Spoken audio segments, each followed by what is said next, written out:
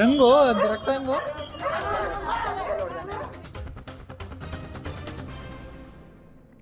தற்போது கிடைத்துள்ள அண்மை செய்தி. பெங்களூருவில் தற்போது கல்லூரி மாணவர்கள் மோதிக்கொண்ட காட்சிகள் வெளியாகி இருக்கிறது. பெங்களூருவில் இருக்கக்கூடிய ராஜகுண்டே பகுதியில் பிரசிடென்சி பல்கலைக்கழக மாணவர்கள் கல்லூரி வளாகத்திலேயே மோதிக்கொண்டுள்ளனர்.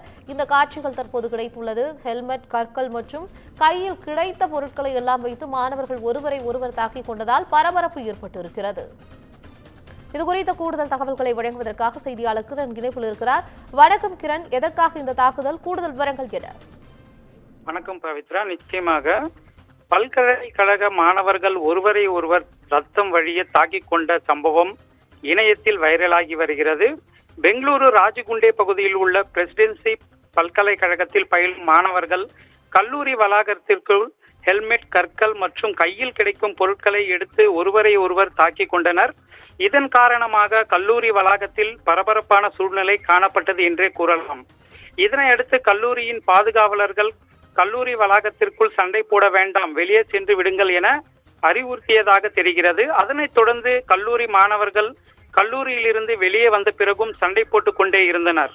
மேலும் பாதுகாப்பு பணியில் ஈடுபட்டிருந்த கல்லூரி பாதுகாவலர்கள் மாணவர்களின் மத்தியில் ஏற்பட்டுள்ள மோதலை தடுக்க எவ்வளவு முயற்சித்தும் அவர்களை கட்டுப்படுத்த முடியாமல் தவித்து வந்தனர்.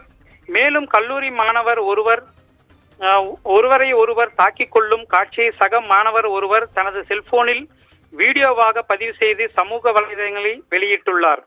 மேலும் சம்பவம் குறித்து கல்லூரி நிர்வாகம் தகராறில் ஈடுபட்ட மாணவர்களை அழைத்து சமாதானப்படுத்தி அறிவுரை கூறி அனுப்பி வைத்தனர். அதன் பின்னர் மாணவர்கள் தகராறு செய்வதை விட்டுவிட்டு அமைதியாக வீடுகளுக்கு சென்றனர். இச்சம்பவம் குறித்து காவல் நிலையத்தில் வழக்கு ஏதும் பதிவு செய்யப்படவில்லை என கூறப்படுகிறது. இருப்பினும் கல்லூரி மாணவர்கள் ஒருவரை ஒருவர் ரத்தம் வழிய தாக்கிக் கொண்ட காட்சி சமூக வலைதளங்களில் வைரலாகி பரவி வருகிறது. கல்லூரி மாணவர்கள் ஒருவருக்கொருவர் தாக்கிக் கொள்ளும் அளவிற்கு என்ன காரணம் என்று இதுவரை தெரியவில்லை என்பது குறிப்பிடத்தக்கது. பவித்ரா, தகவலுக்கு நன்றி கிரண்.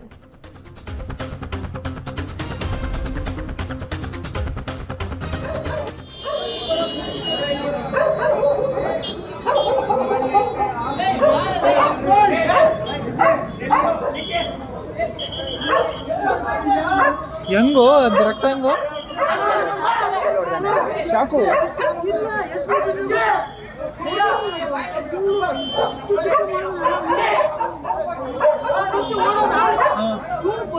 ಹುಡುಗರಿಗೆ